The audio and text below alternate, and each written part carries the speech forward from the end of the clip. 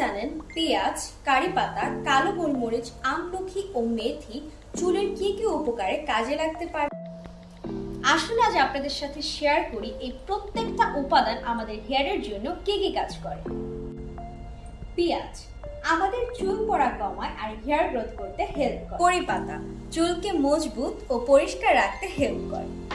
কালো গোলমরিচ চুলকে ঘন করার জন্য কালো গোলমরিচ একদম বেস্ট কাজ করে। শুধু কিন্তু তাই না, স্ক্যাল্প স্ট্রং করতেও অনেক ভালো কাজ করে।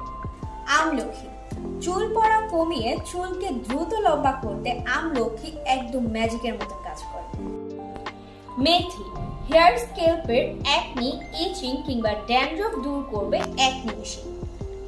কিন্তু এই প্রত্যেকটা উপাদান কিভাবে একসাথে ব্যবহার করব, কিংবা বাজারের তেলে কিংবা বাজারের হেয়ার প্যাকে কি এই প্রত্যেকটা উপাদান আদৌ থাকবে?